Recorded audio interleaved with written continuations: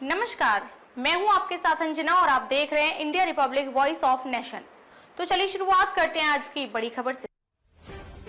किन्नर दीपक चांदनी ने रचाई शादी। खबर है जनपद अंबेडकर नगर ग्राम गणेशपुर पोस्ट बेरी बुजुर्ग तहसील आलापुर के निवासी किन्नर दीपक चांदनी ने अपनी शादी ऋषि कपूर पुत्र उदयलाल निवासी मागुरा डीला निवासी के ऋषि कपूर नामक लड़के से अपनी शादी कोर्ट मैरिज के अनुसार रचाई है। आइए जानते हैं किन्नर समाज में किस तरह से शादियां होती हैं, कैसे इनका जीवन व्यतीत होता है। ज्यादा समय न लेते हुए वीडियो के माध्यम से दिखाते हैं कैसे क्या कुछ हुआ किन्नर दीपक चांदनी के साथ। क्या नाम आपका? मेरा नाम दीपक है। मैं रहने वाला हूँ बैरी बुजुर्ग अम्बेडकर नगर की। जी, क्या दिक्कत आ रही है?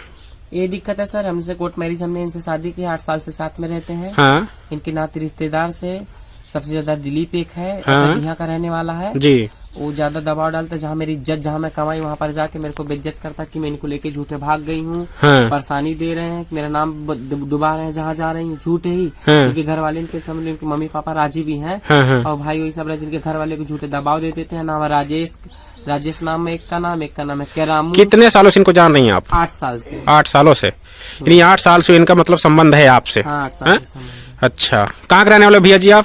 हम जलालपुर के। जलालपुर के। पिताजी क्या नाम आपके? हृदयलाल।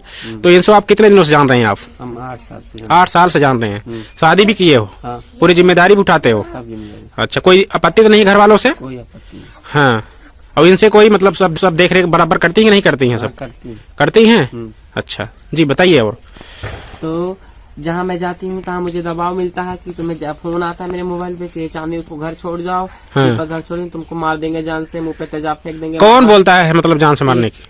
है इनके घर के राजेश नाम है, के रामू नाम है। इनके घर के कौन है वो? इनके नात रिश्तेदार है बगल के। अच्छा, नात रिश्तेदार है। घर वालों से आपत्ति नहीं?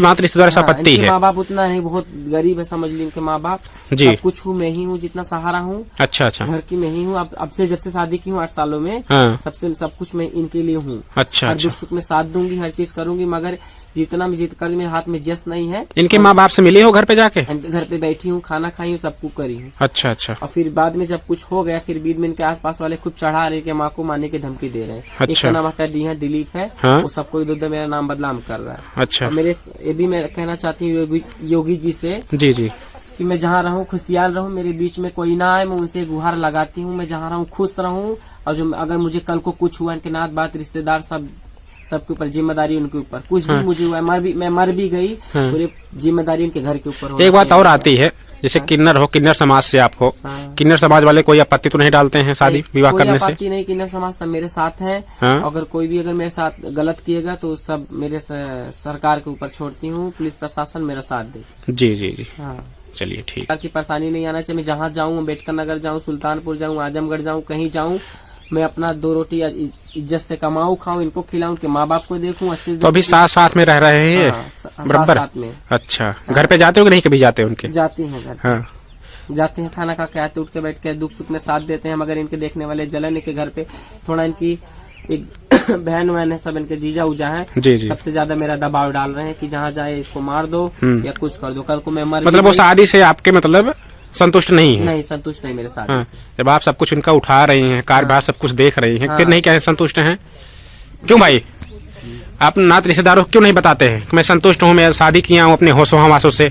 मैं बताया हूँ। क्या बताए हो, बताओ। मैं बताया हूँ, सब मतलब समझाया हूँ, लेकिन सब मानते नहीं। क्या नहीं मानते हैं? वही सब उल्टा सीधा बोलते हैं। क्या उल्टा सीधा बोलते हैं? कौन कौन बोलता है उल्टा सीधा? मेरे पड़ोसी बगल वाले। अच्छा अच्छा, पड़ोसी लोग।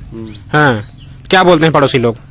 सब पत्नी का उल्टा सीधा सब बोलते हैं, फोन आता है मेरे घर से। हाँ, तो आप शादी किए हो, आप उनसे बोलते हो कि मैं शादी करके लाया हूँ, भगा के थोड़ी लाया हूँ? डांटते हैं, बोलते हूँ। हाँ, तो फिर आप उनके खिलाफ कार्रवाई क्यों नहीं करवाते?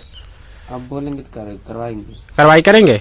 चलिए ठीक है जी। और कुछ बोलना चाहती हैं आप? ये भी बोलना चाहती हूँ कि इनके माँ बाप थोड़ा बूढ़े हैं, इनकी माँ थोड़ी उम्रदार है, इसके लिए हम चूप रहते हैं। जाने दीजिए, बुढ़ापा में क्या इनको कष्ट दें।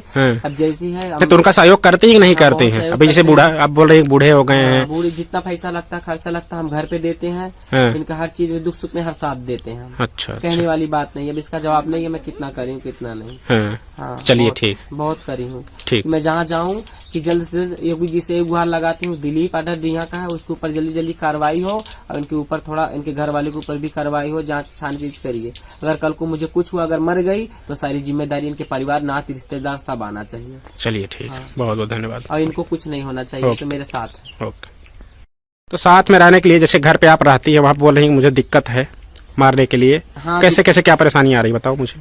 अगर कल को मैं जाऊं, पूरी जिम्मेदारी इनके घर के ऊपर है, मुझे कुछ ना हो। हाँ। इज्जत से, प्यार, मान सम्मान से रखे, तो इसे मान सम्मान से मैं पूरी जिंदगी इनकी पूरा कर दूंगी, हर मरते दम तक साथ रहूंगी।